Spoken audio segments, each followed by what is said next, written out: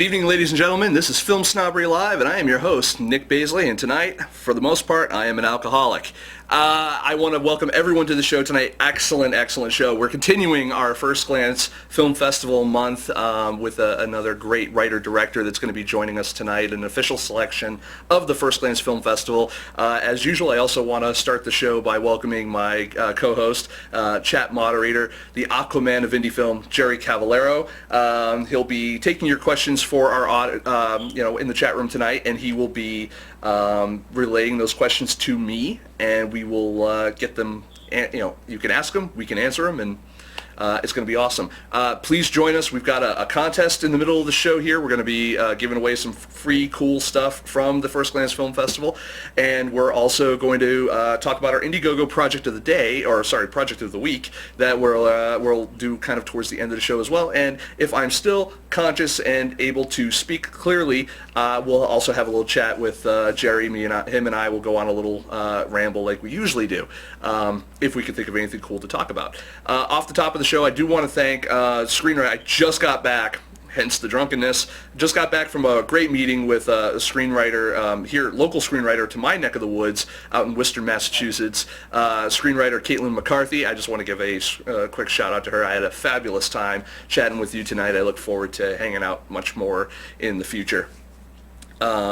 So, without further ado, let's go on and get into the show. The guest for tonight is the director and writer of The Maiden and the Princess. You can find her on the internets. She is on the Twitter and the Facebook and awesome and stuff, and she'll also be having her film screened at the First Glance Film Festival over at the Franklin Institute this October, and it's going to be cool there. If you haven't been there, awesome theater. What we're going to do to kind of give you a little showcase of the film that she'll be showing there, The Maiden and the Princess, we're going to show you the trailer. When we get back, we're going to talk with the lady herself, Ali Scher. Stick around. We will be right back. Once upon a time, in a land far, far away, there was a lonely maiden girl. What's wrong with you? One more story, and I'll read it just the way you want it.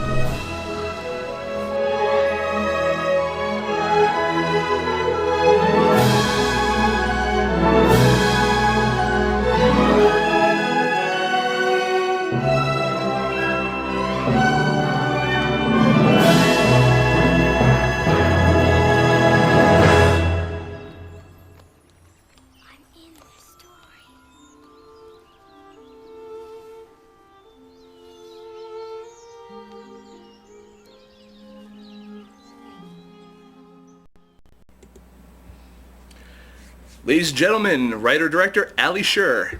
Hello. Hi. Ooh, listen to that. She sounds nice, doesn't she, folks? How are you doing tonight? I'm great. How about you? A little drunk? A little drunk, but I'm fantastic. Or as most women would refer to me, halfway to where I need them. Exactly where you should be on a Thursday night. Exactly. Why am I going to waste my entire weekend being drunk? I'm going to get drunk during the week, and then I can enjoy the weekend. That's a good plan. I like it. See, there you go. So I want to talk to you a little bit about The Maiden and the Princess, and maybe even some of the other stuff that you've done. You're not a first-time filmmaker. You've actually had a couple other shorts that you've done in the past, like Mother Like Death and Christmas at the Asylum. I guess the first question I have for you is, why do you do movies? Wow, okay, that's a big question. It is. I guess I'm a storyteller, first and foremost. I really love telling stories, making up stories, and there's, no more versatile a medium to do that than film. You get a handle on every part of the story, and it's awesome. It's the funnest thing ever. It beats a 9-to-5er, I'm guessing, right? Now, I will say, I just got a comment from the Go-Go Girl here in the chat room. It says this movie looks awesome, with in all caps and exclamation points, and apparently she really, really enjoyed the trailer. So I'm assuming that person's you.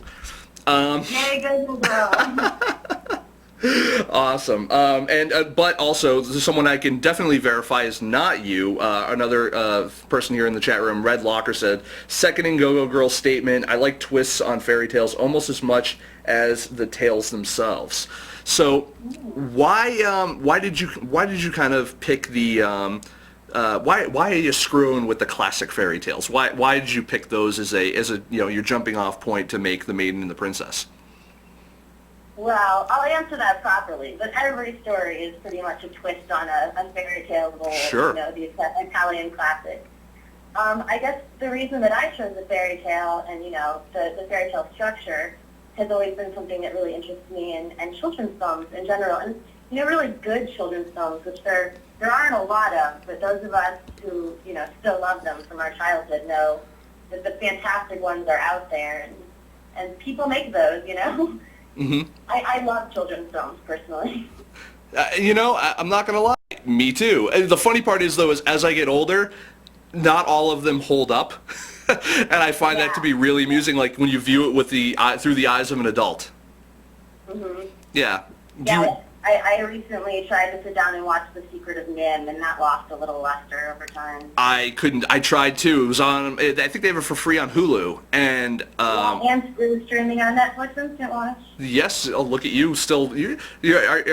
How are you feeling about the whole Netflix little schism they're creating between the indie world right now? I mean, you as a filmmaker specifically. Well, I stuck with streaming because I'm really bad about getting around to watching the DVDs anyway, and I really use it mostly just to watch The Office constantly. So. We actually did get a question here from the what do you call them there? Audience. Yeah, I forgot. Mm-hmm. The audience does say, Red Locker asks, any favorite children's films of yours? Do you have any favorite children's films? Definitely. I'd say, okay. Well, I love Alfonso Cuarón's Little Princess. It's just one of my all-time faves. But I also really love True Beverly Hills, which wasn't really a huge thing. Shelley Duvall. It has the sense of time. Yes. Yes, absolutely. No, it's funny. For me, children's films were like The Goonies and The Explorers and stuff like that. So I agree. I agree with that. True Beverly Hills definitely falls into that category. It was pretty rock. It's still pretty rockin'. And Jenny Smith it's Jenny Smith, right, from Rilo Kiley. She's like the lead kid in that movie. Wow. No, I have not thought about that movie in about 15 years. So you bring that to my attention now just blew my mind, especially in the state of mind I'm in. Your dark mind. A little bit. It's a little slow going. I'm not firing on all cylinders, but I'm kind of trying to get all the brain cells together to form questions specifically for you. You got this, man. You got it. Oh, I got it. I'm maintaining. That's what we got going on here. Now let me ask you about another question about The Maiden and the Princess.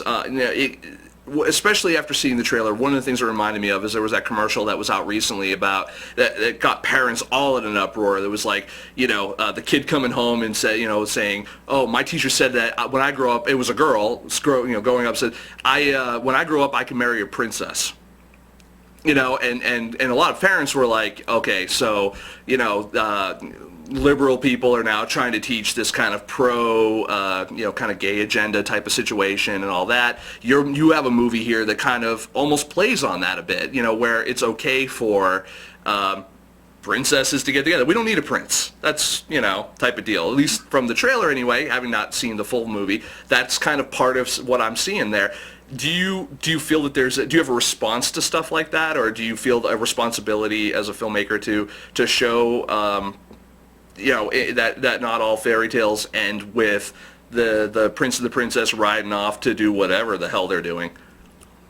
Sure. Yeah. I mean, I think that if you're gonna make a new fairy tale with a twist, it has to have a new message, and I think that. I'm not like a crazy message director or anything like that, but I definitely tried to make a film that didn't use anger and hatred as a way to fight off the haters. It's just like it's a happy story, and it's not explicit in any way, and it's not disgusting. There's nothing wrong about it. It's a story about a little girl who needs to learn that it's okay to be different. You know, and I would love to have a debate with any parent who thinks that their child shouldn't watch that. No, I don't see. It's funny how people view innocence and how people view things that are appropriate for kids, because I go back in my childhood and I look at movies that I used to watch that my parents were like, go ahead and watch it, you know, that were specifically geared toward kids. Like, you know, like I said, I was seeing like the Goonies and the Explorers, and they, all those movies have kids that smoke, swear, getting into trouble, using various slurs of sorts, you know, and stuff like that. And I'm like, wow. And that, those are like rated G or PG at best. And I'm like, I can't believe they would never get through a ratings board for a kids movie these days. Do you, when you're making these, I mean, like you're making movies like Maiden and the Princess, and you're making other movies like Christmas at the Asylum, stuff like that. What do you ever write for? Like, I mean, maybe the Maiden and the Princess is a bad example, but do you write for typically for a certain audience, or for, you know, do you tend to write? Yeah, what is your writing method and your kind of how you approach filmmaking and screenwriting, I should say? Well, screenwriting specifically, I tend to like to work with a partner. For the Maiden and the Princess, I worked with a really talented guy named Joe Swanson, and I really love, you know, the whole two minds better than one mentality of screenwriting, and you can only think of so many awesome ideas. So if you get two people thinking of awesome ideas, you're just going to have a whole lot more awesomeness. So that's always good. And this script in particular was just like we were trying to do something different and something relevant, and you know, it clearly appealed to some people because we got like Julian Sands and David Andrews signed on to perform in it, which was an amazing experience for me as a new filmmaker. I was going to say, you have a fantastic cast. Thank you. You're welcome. I know, I directed the frickin' thing. No, that's awesome. You have a few films under your belt now. Do you still consider yourself to be a new filmmaker? Yeah, sure. Why not? I don't want to say the word old, so. What are some of the what are some of the lessons that you've learned going from, say, your first film, and typically up till now, unless I'm missing something on, say, IMDb or something, you've done pretty much shorts, correct? Yes. Okay. Well, I did a pilot, but it hasn't come out yet. Ooh, I'm looking forward to that. Yeah. No, but so you know, you've done some shorts. What's the biggest thing you've learned from, like, say, the first short you worked on till now? Collaboration, like 100%, is the best lesson that I could impart onto other filmmakers and that I've learned for myself. It's just that, you know, what I said about scripts applies to every facet of filmmaking. Collaboration, two minds are better than one. You know, if you're going to drop the ball, it's the best thing that you can do to have somebody really capable and smart who you trust to help you pick it up, or just make sure you don't drop it to begin with. So I'd say I try really hard to work with people that I really respect and that I trust. And you know, you're out in the West Coast there. You're in the industry and in the, you know, where the market is and all that, and also where a lot of the talent is for making movies. But that being said, you're also on the West Coast. Where do you find people who you can trust out there? That I've heard that from speaking with a lot of other people, that it really is kind of hard to find great people to work with. I think that there's a plethora of people out there to work with, but how do you find great people to work with? Yeah, you know, I came out here for a summer, I think during undergrad, and it was a terribly lonely summer. I didn't really meet anybody. It's a little bit of a lonely city in that respect. But then, when I came out here for graduate school at USC, it was just, you know, I met like so many people who were just like me, and that hadn't really happened to me ever before. And through USC, which is a really amazing program and mixes, you know, production students with writers and producing students, you kind of start to find a core group of people that you like to work with, and they really encourage us all crewing for each other and working together. So, okay, you know, it's just a matter of sort of finding the people that really mesh with your style and your voice. And that actually was going to be a bit of my next question. You went to film school, and I was going to say, what is the biggest lesson you kind of got out of film school? Because typically some of the questions that, or some of the answers rather that I get from people when I ask that is that film school was they either learned how to network with people, or they learned more on the technical side, or what actually even made you, I guess, bundling this question into it, what made you decide to go and go through film school? What made me decide to go to film school? I was directing theater in undergrad, and I'm studying literature also. But I've always sort of wanted to work in film, so it wasn't really a sudden, I think I should be a filmmaker sort of moment. It wasn't an Elle Woods moment. But I think the most important thing that I learned in film school was, the technical stuff, of course, but also, and this sort of contradicts what I said earlier about collaboration, but, when to learn, or to learn when to not to listen, because you get advice constantly, and especially from professors, and a lot of it's really good, but, the good stuff is in there and hidden among a lot of shit. And knowing what the shit is, and to distill that away, and people who are like, I think that, Emmy's mother should be a drunk, and it's a completely different movie then, and making sure that you always keep your eye on the movie that you want to make. That's a director's job, is to sort of figure out, say yes and no, No, and I really, that's a great answer. I mean, that's not something that you hear, because, I think a lot of people always say to keep yourself open to all these new things, and I think that keeping your open to ideas is a good idea, but knowing, like you said, how to filter out the bullshit is another really powerful thing, and I think that the people who don't do that, I think that's when the scripts get corrupted, or ideas, or even people get corrupted out there. For the people who just listen to the yes men all the time, say you're going to be a star, you're going to be this, you're going to be that, and they start to believe it. Definitely. Yes. So, as far as the festival circuit and getting your movies out there, how's the circuit been treating you as far as getting everything out and traveling with your film possibly, and how are you finding that experience? It's been just a surprising, it's just been crazy. We've been getting a ridiculous amount of acceptances, more than I ever could have expected. We've been on the circuit for 2 months now. We're up to 15 or 16 fests. Well, if you're getting responses like what, again, Go-Go Girl said right here in the chat room, says, this sounds like a really important film for the world. Wow, really can't wait to see it. So, yeah. I'm just saying. Thanks, Go-Go Girl. Yes.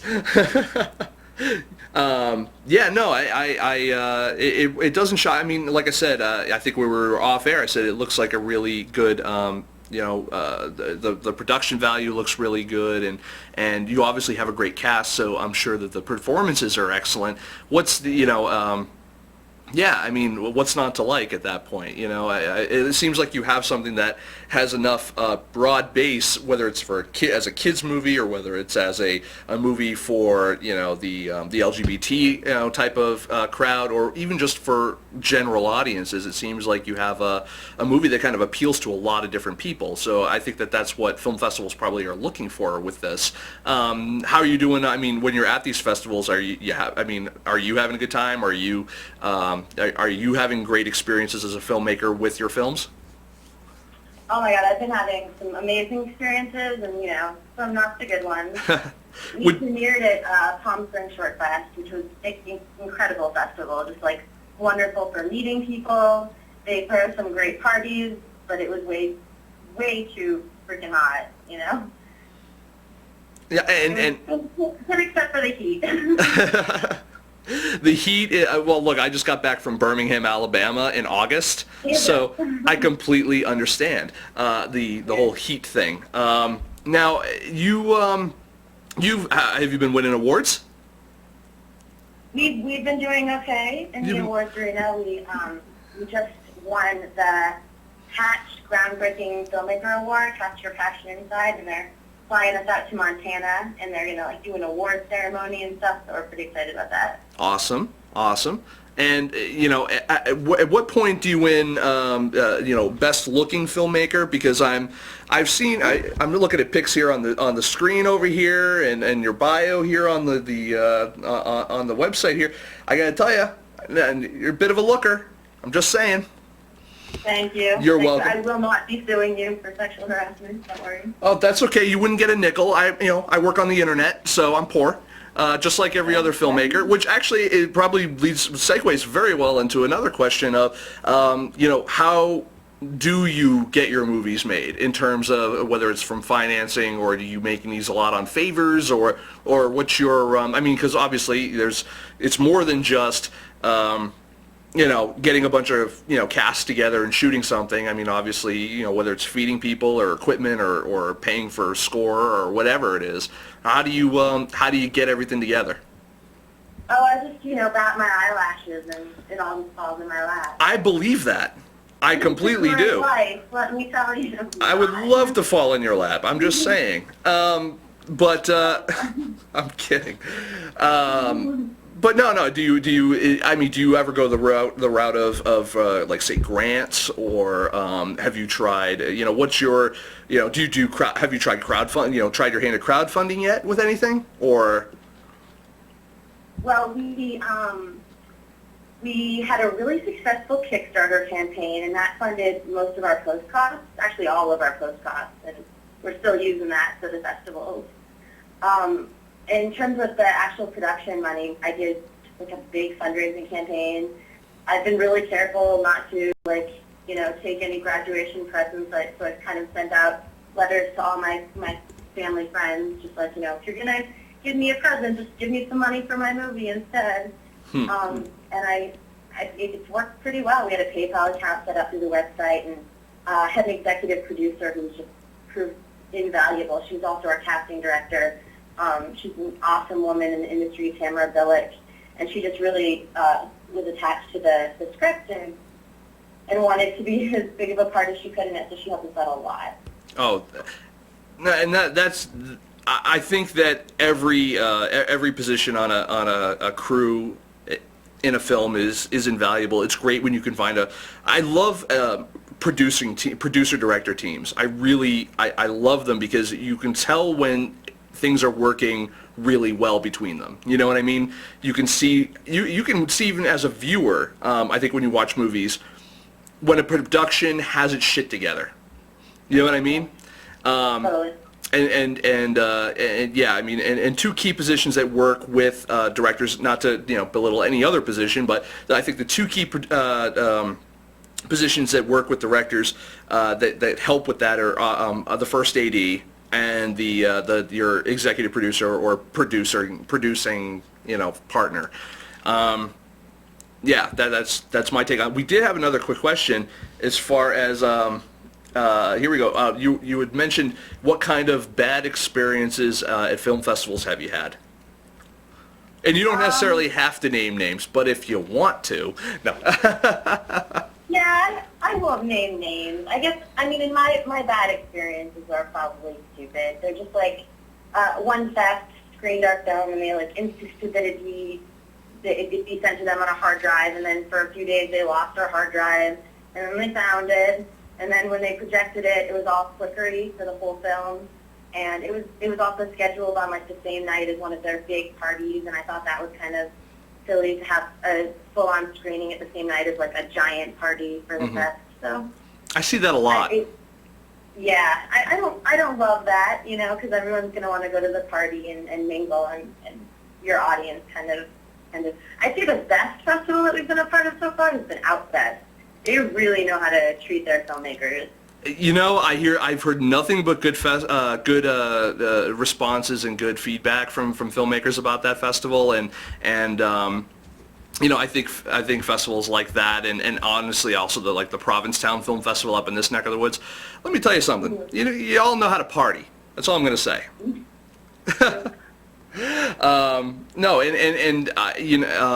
Birmingham, we were talking about down at the Sidewalk Film Festival had the Shout Fest kind of integrated into their festival, and it's just it's a different atmosphere, I think, and it's very welcoming, I think, to everybody, and I like that. Definitely.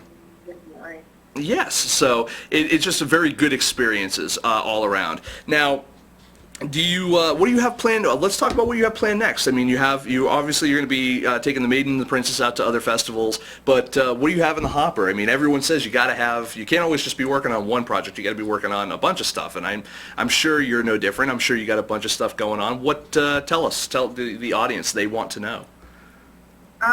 Okay, well, I'm writing a lot, and I'd say that that's like a full-time job of mine right now. I'm trying to generate material so that, when I get the opportunity to pitch to people, I'm ready to go. I'm writing a children's film. It's a ballet fairy tale, and I'm really excited about that. And then I'm also working on a feature teen comedy called Irwin that I'm like really excited about that. I'd like probably that could be my first feature. It's low budget, sort of set in Minnesota, sort of a fish out of water, Mean Girls meets Edward Scissorhands story. I think it's really cool. And then I'm writing a pilot for Disney that I've been working on for a while, which is sort of about a girl genius. And I'm also working on another sort of Modern Family type pilot that I think could be really cool. It's like an interview style show, but on another planet. So. I like that. I'm into that. But my co-host would be really into that too, because he loves those kind of like shows like Modern Family, The Office, stuff like that, like the kind of kind of almost documentary type of shows. What is your what kind of is driving you now toward why is now the time where you're like, I think I want to write and make my feature? Do you find that now that you have a few shorts under your belt that obviously you feel experienced enough to do it, or do you think that you can use your shorts that you've made as part of your portfolio to get financing for a feature, or how do you approach moving into that? All of the above. I think that my short is definitely a good launching platform. It shows that I know how to tell a story, and I can work with actors and produce something that looks good, and that you can see the cost of the movie on the screen maybe, and then some. Hopefully people will think so.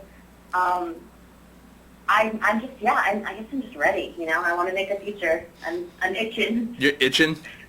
Yeah. Do we have any plans for the Maiden and the Princess after the fest circuit? I mean, in terms of distribution or release for that. Do you have any do you have kind of a marketing plan? Do you set up marketing plans for your movies?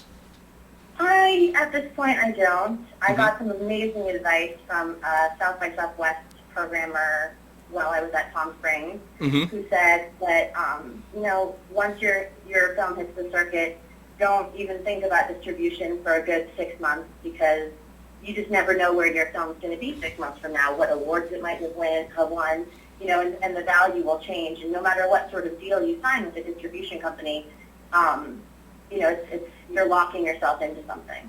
You know what? I completely agree with that. And I guess to that note, I guess we were talking about film festivals and stuff like that, and distribution. I guess this kind of goes hand in hand. Did you also apply to, kind of the quote unquote the big ones, the Cannes, Sundance, Toronto, and all that? Well, for shorts, I don't know if you know this, but Toronto is Canadian filmmakers only for shorts. Okay. So not Toronto, but all of the rest, of course. Yeah, I mean, they're long shots. You expect the rejection. You're not going to cry about it because you knew it was coming, but you have to submit. And even if you did cry, at the end of the day, there's chocolate and booze. Exactly. Oh, I know. I definitely know, and it definitely affects affects my feelings. I just really hope that those rejections, come on the weekdays, because I do not want to waste my weekends with the booze and chocolate. See, I know that if anything came out of this interview, even if it's not a date, it's that at least we imparted some wisdom that it's okay to drink Monday through Thursday. We're making people feel okay about themselves. I really do. I think that we call that functioning alcoholism. That's what we call that. And but again, why be an alcoholic on the weekend? It makes no sense. Go have fun. I want to thank you again for coming on the show and being a part of First Glance Month with us. I want to tell the audience where they can find all of your stuff, because you're all over the internet. I want to make sure they can continue to follow you. Yeah, definitely. Yes. We're really excited about First Glance Philly. Really excited. First Glance Philly is they've got such a great venue, and it's such a great little festival. And Bill's so awesome. Like, what an amazing guy. He's like always in touch, always on it. Yes. He's got. Yes, that man has been he's been hounding me for almost 3 years now, working with him. But you know what? I love supporting his festivals. From my own screening series, I've gotten some great films from his programming, and he knows how to do a festival that doesn't spend a lot of money on useless things, and big stars to play at the after parties, or he doesn't spend a lot of money on on having a huge board of directors who are drawing salaries and stuff like that. He understands that he needs to keep it about the filmmaker and the experience that the filmmaker and the audience gets, and I think he does a really good job with that, and that's why we continue to support Bill over there on both coasts. With his festivals. But let's make it about you for a second, and yes, let's keep it about you. You can go and follow Ali over at Twitter, twitter.com/maiden_princess, and you can see more photos and the trailer again. If you want to keep watching this trailer and you don't want to have to watch my show over and over again, you can go over to maidenandtheprincess.com. And you can also, where can we see any of your other films anywhere, like Mother Like Death or Christmas at the Asylum or anything like that? You can see Christmas at the Asylum. I guess this is a roundabout way to get there, but you can go onto the Maiden and the Princess website, which is www.maidenandprincess.com, and you can go to the crew and you can click on my icon, and it'll direct you to it can take you to my website, and you can see the film there. Christmas Asylum. Like, Mother's it's still on the circuit, so I can't stream it online. It's playing at the Broad Humor Film Festival in Venice later this week. Excellent. See, there's another little plug for all your other stuff. Awesome.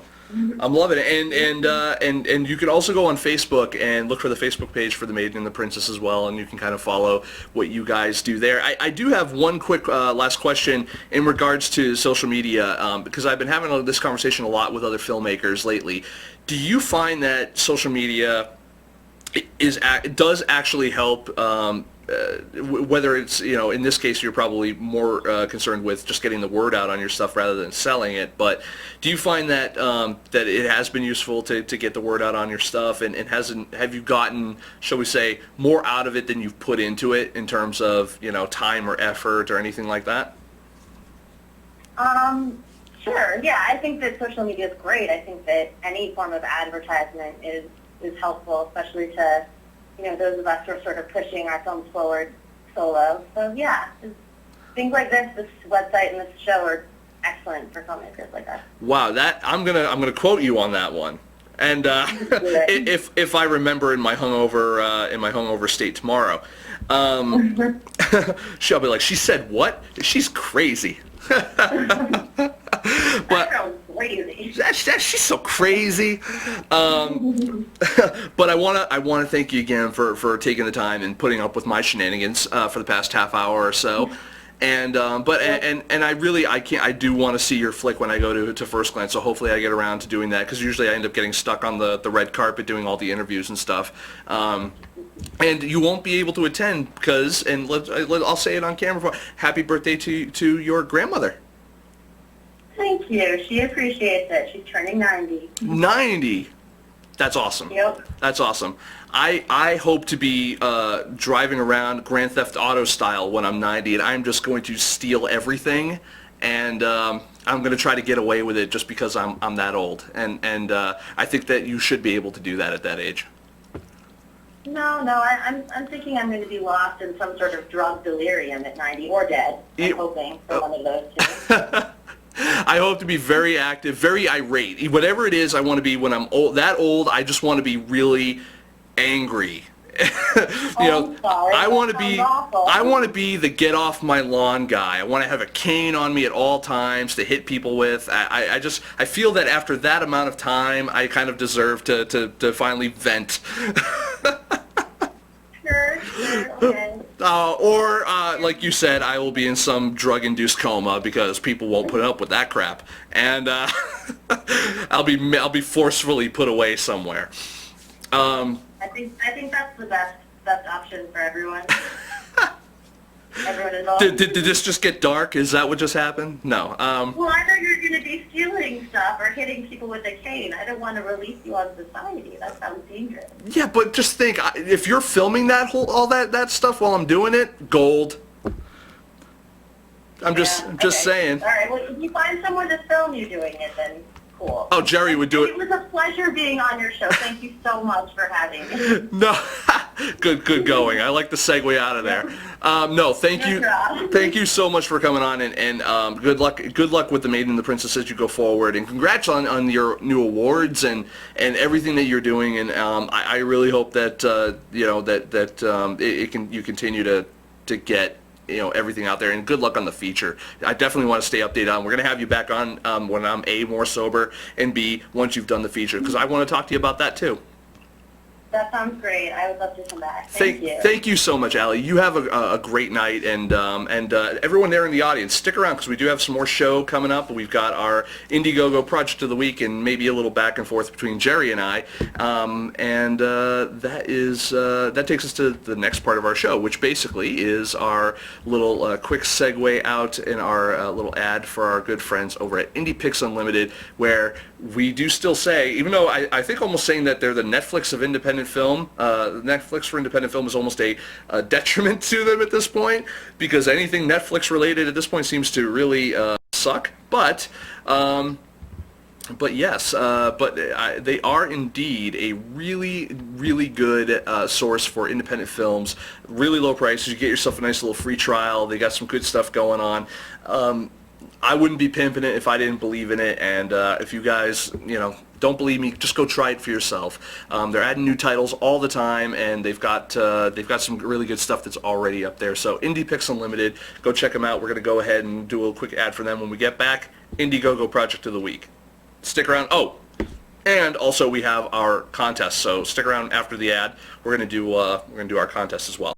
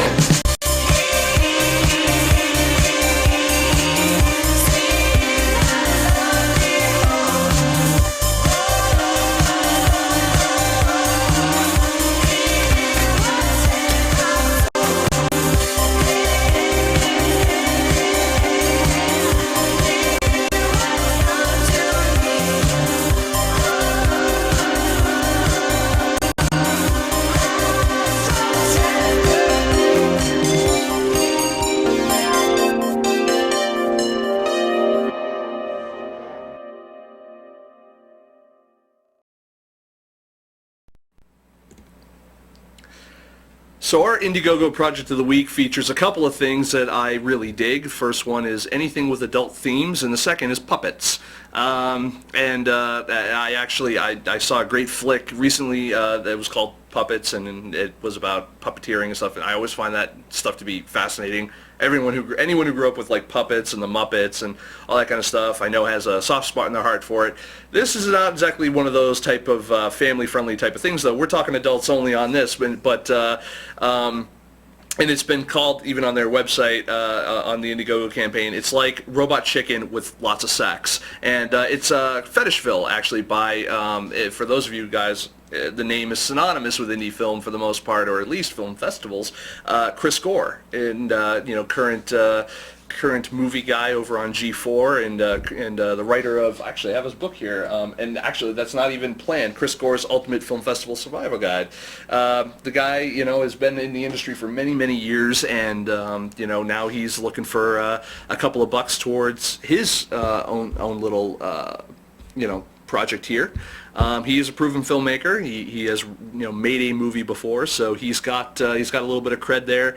And I think that it'd be nice. The guy did run Film Threat for 20-something years before our good friend Mark Bell took it over. So the guys.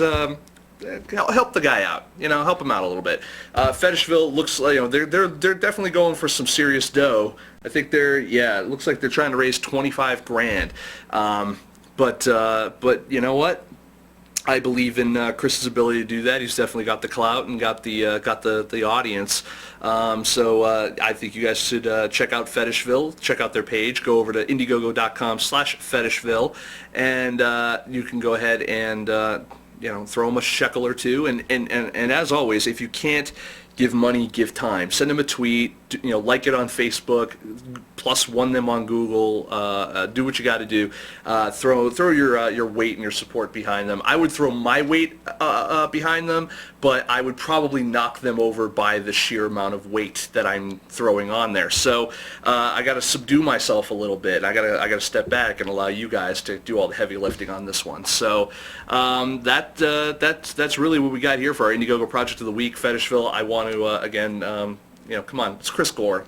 Guy's been around forever in this industry, and he's helped out countless more people than I have. So I just can only hope to catch up to him at this point. Throw him a shekel or two and help the guy out. So that said, Jerry, we have a contest this week. Yes, we do, you unprofessional drunken bastard. I am an unprofessional drunken bastard, but look, I got to have at least one show where I can cut loose a little bit, and it's this one. So, so do me a favor, sir, and tell the folks what they're going to win and how they can win it. We're going to do another Facebook contest since we seem to really like the responses with those. Go to facebook.com/FilmSnobbery, like the page if you haven't already liked it, and leave a comment. And yeah, first person to leave a comment will win. And I just posted a nice little post on the Facebook page. Watching FilmSnobbery live right now with Ali Scher talking about The Maiden and the Princess. Nic is overly flirtatious and a little drunk tonight, so you deserve a prize. Well, the chance to win a prize. 1-year subscription to Movie Maker magazine, courtesy of First Glance Films, can be yours. Just leave a comment for your chance to win. So go to the page, like it, leave a comment under that post, and you'll win. Nice. There you go. I think professional. That was. I didn't slur. Have I been slurring a little bit? I haven't even. A little. A little. I haven't. He slurred more during the pre-show though, so that's good. Well, I'm trying to I got to get my game face on, and it's been very difficult actually, to be honest with you, because I'm coming down with something. I've had a sore throat and a mild earache for the past couple of days, and I'm really hoping that doesn't turn into something more, because quite frankly, I can't afford to not be working, and I have got 2 or 3 film festivals that I'm trying to prepare for, First Glance being one of them, because First Glance is only in another couple of weeks, so I hope that I don't come down with anything serious that would prevent me from going. So, yeah. So, looks like Declan here, Devin Watson, is keeping it dry tonight. He's got blocking to do tomorrow, and it looks like Jake Stetler also has said that he's dry this evening, killed the Tito's vodka earlier. I don't think, Jason, are you going to be at First Glance all next weekend? It's not next weekend, it's in a couple of weeks. The answer is yes. And, let's see here. Yeah, cool. I am completely, I'm so booked up. I've apologized to anyone out there who hasn't seen a lot of tweets and stuff from me in the past week or so. Not only have I, like I said, I've been kind of fighting getting sick, but I've also I've just been so flat out with work, writing new articles and getting stuff done. I got a great article, it was just published today. I hope everybody reads it over at masteringfilm.com. Go over to masteringfilm.com, and it's I was just on it. Basically, it's my new article. It's everything I know about indie film marketing. I learned from watching porn, I believe it's called. No, or I learned from porn. That's what, everything I know about indie film marketing. I learned from porn. Great little piece. I've had an idea.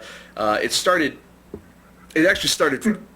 You were just like talking about your own piece, and you're like, it's a great little piece. It's a great little piece.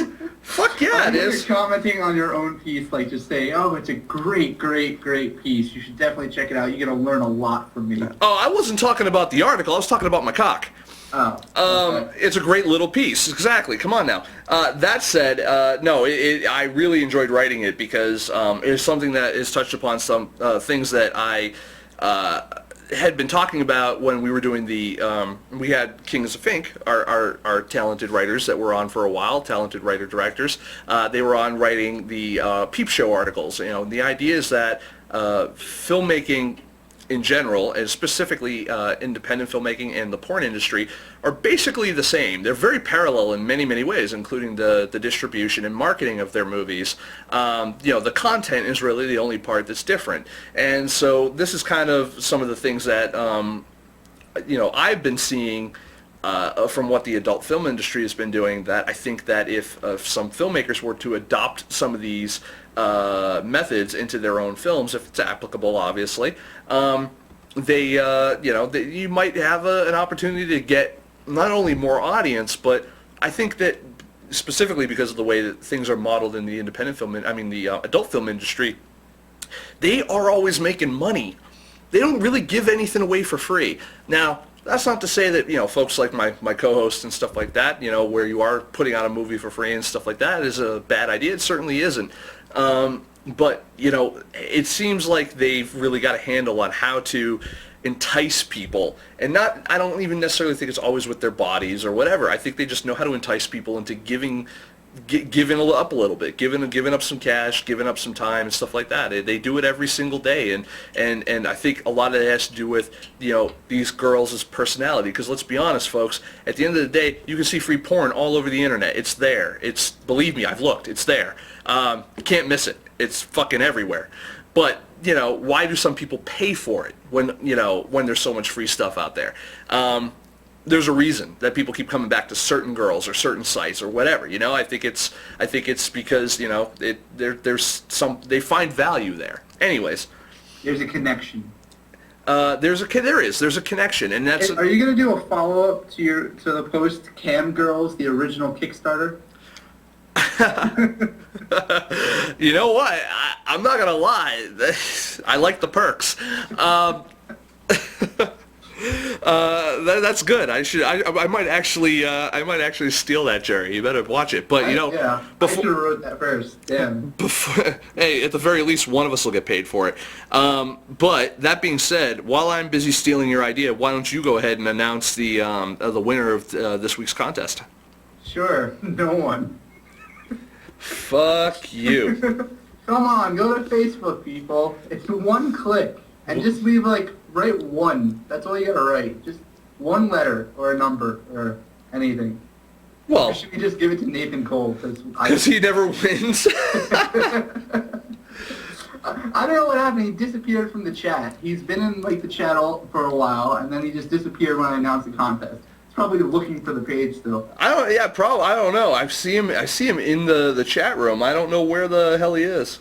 And Devin says he's already got a subscription, so let someone else do it. And I definitely agree. Now, you're going to get a subscription. Well, you told me you were going to win, so, fuck it, I don't have to go back through that. Well, but they're also going to be entered into the grand prize, which is that secret software worth $300, right? Hell yeah.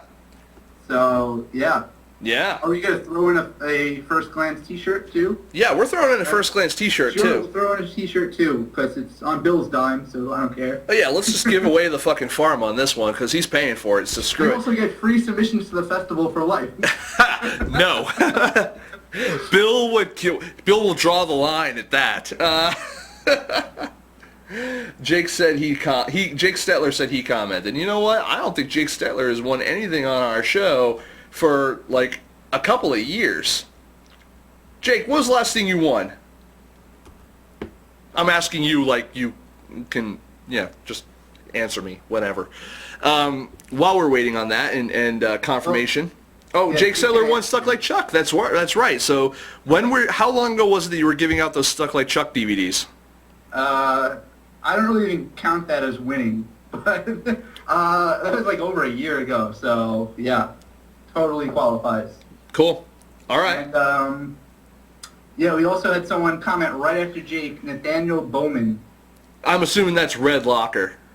Yes, I think so. Didn't Red Locker win last week? I'm not sure. I don't remember. No. Last week was I remember it was Victoria Westcott. Victoria Westcott won last week. That's right. He was on the show. He was in the chat room last week. He was. I do remember that. Awesome to talk with in the chat. So. And he is, because he's also, well, it looks like Jake Stetler won this week, so yay for him. Red Locker, be a little bit quicker on the commenting next week, and we'll be sure to. If you just commented, 5 minutes earlier when we announced it. Exactly. Yeah. Next time, don't get up to we'll go. We'll have a great prize next week too. It'll probably be the exact same thing. So. Yep. Yeah, pretty much. So just next time, don't get up and go take a piss when we announce the contest time. So we'll be good. So let's go ahead and let's chat with Jerry a little bit and see. To be fair, I announced the contest and no one likes anything I say, so they probably didn't pay attention. You have a point there. I think that they were like, is that Aquaman talking to fish again? Pretty much, exactly. Exactly. So let's talk about what's been going on in your neck of the woods a little bit here, Jerry. Anything you want to fucking talk about? I actually had something I wanted to talk about on the show tonight, but I do not remember what it is. Wow, you are a useless fucking co-host. Can I tell you that? I was actually going to talk to you about it and see if we can make time to talk about it. We were going to talk about how useless you are, or yeah, okay. Well, yeah, exactly. Jake Stetler said my son is your biggest fan, so thank you. He says that a lot to me. Yeah. And I'd like to say that's why you won the contest. I rigged it. No, I'd like to say that I think your kid needs to get better role models. Definitely. It's like whose kid looks up to Aquaman? We were actually talking about that before, Nick. Yeah, we were. I was checking out the new 52 universe for DC Comics. I was at the comic book store today. I'll give them a plug because I like them. That's Entertainment here in Worcester, Massachusetts, which if you've never been there, it's literally a warehouse of comics and collectibles and stuff like that. And I spent probably about a half an hour not even looking at the comics, but they have like really old collectible toys and action figures and stuff like that. And so I was kind of going up and down some of the aisles because they stack them on top of like the back issue boxes. All these different old Ghostbusters figures and Voltron and G.I. Joe and all different kinds of super, back in the day like superpowers and Star Wars, Star Trek figures and stuff like that. And it was just really cool, kind of just one of those, trip down memory lane things to remember, like, are these things as cool as as I remember them being? Like, and some of them, yes, totally. Some of them, no, not so much. So anyway, I just was checking stuff out, and then I got around to reading some of the new 52 DC Comics, and a couple of them not too crazy about yet, like the Batwoman one. I really had a big. I was really looking forward to reading that because they were bringing back Barbara Gordon and all that kind of stuff, and after what happened to her and back in the Killing Joke, many years ago, so I was really looking forward to checking that comic out, and very, very well. I love the artwork. Wasn't too crazy about the story. So, New Green Lantern, loved the New Green Lantern. Thought that was good. And then I picked up Aquaman, and I immediately snapped a picture on my phone of a specific panel and sent it to Jerry because it just reminded me so much of him, because we call him the Aquaman of indie film, and the idea, the thing of it was, is there was a blogger talking to Aquaman at a diner. They were sitting down, and he goes, "What's it like being Aquaman?" And he's like, "Well, what do you mean?" He's like, "Well, you know what people hear, what do you hear what people say about you on Twitter and on YouTube and all these kind of things." He goes, "How does it feel to be the guy that nobody likes?" And I was just like, how does it feel to be no one's favorite superhero? No one's favorite superhero. There you go. Thank you. Yeah. I couldn't even read I could barely read the picture that you sent. Well, that's why I sent you the text afterwards, I think it said this. Yeah. So I saw that, and I thought that was kind of clever, kind of, making fun of himself. Yeah. You were basically saying, how does it feel to be no one's favorite indie filmmaker? That is true. You are no one's favorite indie filmmaker. That's not true. I believe it is. Son. Just because that he's your biggest fan. Dude, he's your biggest fan because he's your only fan. So? There you go. That doesn't mean... Nathan Cole's a fan, too. I make him laugh every day. Let's see. SLC is the most stolen DVD of all time. No, it's the one that keeps... You can't even get that DVD stolen. You could leave that in an unlocked car in the downtown Staten Island, and you know what? They would take the car and leave the DVD. Wow. Yeah. That's hurtful. Yeah. That's hurtful. Because there are dozens of people that have watched it for free online. Dozens? You have literally tens of people who have watched that movie online. Literally, like 3 people this week alone.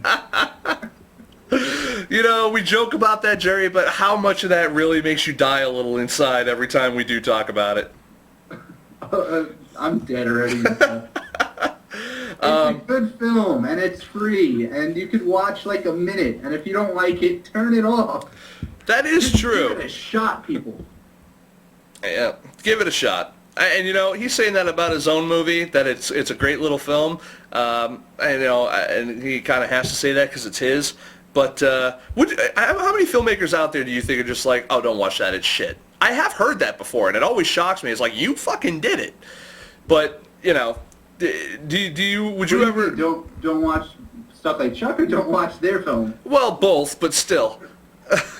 Because I've heard people say, don't watch stuff like Chuck, it's shit, and they haven't even seen the film. They just heard it. Well, I've also heard people say that certain people's movies are amazing, even though they've only seen the trailers. Yes, I get that all the time. Yeah. A very specific filmmaker that everyone knows, but I won't say who. But I have heard from many people say, oh, he's such a fantastic filmmaker. Oh, which is your favorite film? Well, I've never seen them, but his trailers are amazing. Yeah. And I still think that's funny. I'm like, wow, okay, glad you like this trailer. But the funny part is that... Good movies too, though. Yeah, I was going to say, though, what the funny part is that, like, trailers like Dead Island, that have been winning awards and stuff, and they just got picked up by Lionsgate to make them... Based on the trailer rather than actually based on the game. Exactly. That's got to be a kick in the fucking crotch to some people who do make visually interesting movies that, they're being, their opportunity, some of them could feel that it's being taken away by, this thing just because they released a really good trailer. Well, there could be a fantastic, visuals, but a terrible, absolutely dreadful story that no one wants to watch, terrible characters and everything, but it looks amazing. You take a few of those clips that are amazing, you put some music behind it that evokes some type of emotion, make a 20-second, 30-second teaser, and people will be like, wow, that movie's brilliant. That's going to be a brilliant movie. And no, it's going to be shit that looks good. I'm not saying this about this one filmmaker. I didn't even bring up the name, so I don't have to cover my own ass with that. But that happens all the time, in Hollywood and with indie films. And, I just find that's kind of funny. It is. Kind of went way off topic on a tangent there. Well, we talk about games, comics, the whole thing, but we did bring it back to kind of, movies in a way. Man, I've been so out of touch this week with a lot of things, only because it's just been, I've been going on a bunch of other projects. For those of you who know me, I'm actually I'm an ex-network engineer, and I've been working on a new engineering project for some friends of my family. Actually, their business needs some help, so I've been helping them out. And my parents, my mom specifically, has had some medical issues, so I've been helping her out a lot lately. And I've got a couple projects that I can't really talk about yet. Hopefully we'll be releasing more details on in the near future that I've been trying to work on as well, plus writing articles for masteringfilm.com, like the one that was posted today. And yeah, just a lot of things that are kind of in the hopper, ready to go, and I've just been working my balls off. So I appreciate anyone who's retweeting what I am putting out there and reading what we're doing. I apologize that we don't have more stuff out there, but I do all the tweeting. So for Film Snobbery, no one else does any of the other tweeting. So unfortunately, I've been posting on Facebook a little bit. Though. You have been. An administrator or moderator, whatever the hell they call it on there. No, you're an administrator. I made you an administrator on there. Yeah, I've been posting on there. And I am happy about that. My own stuff, but other people's things too. Yeah, well, as soon as I start seeing like a page of fucking Stuck Like Chuck shit, or for that matter, funny devil shit, that's what I'll probably posting on there. Then we'll have to have what I like to call the first verbal warning. It's funny, I haven't been tweeting as much this week either, although not because I'm ultra busy, because I've been depressed, so... Yeah, well, you have been for the past year. I had nothing to say, except for, I watched this movie. It was not as good as I thought it was going to be, even though everyone said it was amazing. I watched Stakeland last night, and that was fucking bleak. But I watched Tucker and Dale versus Evil, and I really enjoyed that one. I feel bad because you told me that was on specifically, and you know what I did? I went to bed. I was like, Nick, you gotta check it out. It's going to be on HDNet for free. You can watch it for free before it's in theaters, and 3 months before it's on DVD. And you're like, okay, cool. And then you went to bed. Yeah, pretty much. Yeah. Yeah, I did have two great conversations yesterday. One was with one of my writers, Stephanie Stebbins, who writes the Down in Front column on FilmSnobbery.com. And just in case you didn't know where the fuck you were, she writes that article, that column there. And so we were just chatting a little bit, catching up a little bit, because I like to keep in touch with everyone. And then I also got a hold of consultant and filmmaker Mesh Flinders, who if you guys don't know him, I've interviewed him before. You can go back in my interview archives and check it out. He was actually the creator of Lonely Girl 15 back in the day, and he's a really nice guy, good friend. He's written actually a review or two for us as well.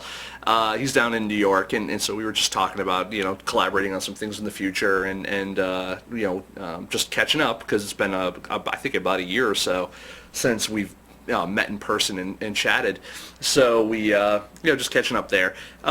Had a lot of meetings, just been taking a lot of meetings. Today I had a great, it was like I was having dinner with Caitlin for probably, Caitlin McCarthy, writer. She's, if you want to follow her on Twitter, please do. She's Caitlin McWriter on Twitter. Caitlin's great. We were chatting for like 3 hours just about so many different things. And actually, Jerry, you'll get a kick out of this. Caitlin's friends with and knows some people that we talk about fairly often. His first name begins with T and his last name is Hope. And so we were talking about him a little bit, and I found that to be amusing. That's great. Yeah, more friends of Hope. No, you know what the funny part is that she, not to put tons of stuff out there because I don't know what's off the record and what's on. But I think that she and I got a chance to laugh about a lot of similar ideas and whatnot that we both had about just TED and indie filmmaking and where it's heading, and we both agree that we think it's great that he's teaching now over at NYU, and because whether you agree with his principles for filmmaking or not, the fact of the matter is the guy does know how to get movies made as a working producer and has for many years. So I think that him imparting some of that information to students, I think, is a really valuable asset. So there's that. I have hair in my mouth. I don't know where that came from. Definitely not you. No, it's green. It's from my blanket. I haven't seen my blanket all damn day. Not since I woke up this morning. So that means that hair or that fiber has been near my mouth probably most of the day. That's weird. Okay, moving on. I'm easily distracted gets today. sadder and sadder each week. Oh yeah, well, you know. Discuss you discovering fiber in a strand of blanket in your mouth. That's lovely. That makes for great entertainment. Let me tell you something about great entertainment, Jerry. What? Tell me. I got nothing. Nah. You have no idea what it means. No, none whatsoever. No. I just go on the air and I hope people watch. That being said, guys, it's the end of the show. I really do have like a sore throat, so I apologize that I can't go longer tonight, but I'm starting to get kind of hoarse.